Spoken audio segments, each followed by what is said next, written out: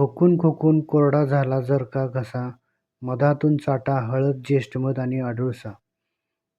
लागला मुका सुजून पाय झाला असेल गारद, लेपासाठी ओगाळा तुरटी, रक्तचंदन आंबे हळद.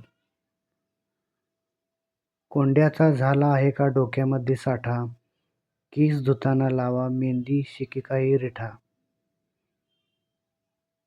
सकाळी सकाळी उठा, देवाला करा तुम्ही वंदन, उन्हाळ्यात थंडाव्यासाठी कपाळी लावा चंदन.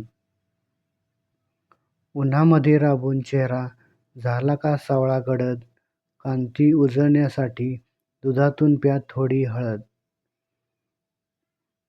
बारीक आहे कुडी म्हणून होऊ नको तू बावरी, दूध आणि साखरेबरोबर खा थोडी शतावरी.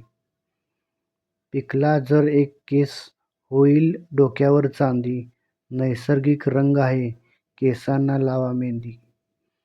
केसांना लावा कसूर सुगंधी मेहंदी जास्वंद, केस होतील लांब सडक सुगंध दरवळेल मंद.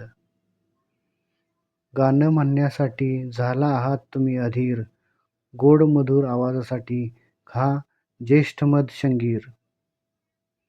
अशक्तपणामुळे तुमचा दुखतो आहे का सांधा, शक्तीसाठी गाईच्या दुधातून प्या अश्वगंधा.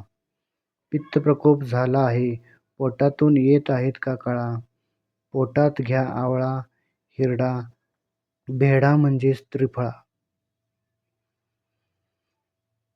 वातामुळे पोटामध्ये होत आहेत का वेदना, खा ओवा सैंधव मीठ आलं लिंबू पुदिना. संगणकावर काम करून थकली आहे का नजर, डोळ्यासाठी खावे चांगले पपई आणि गाजर.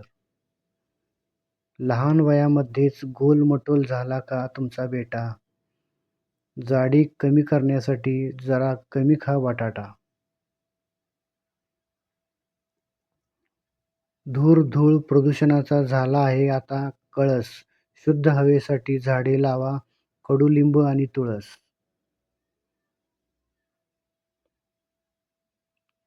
छोटे छोटे आजार बरं का घरच्या घरीच हटवा, प्रत्येकाच्या घरी असू द्या आजीबाईचा बटवा.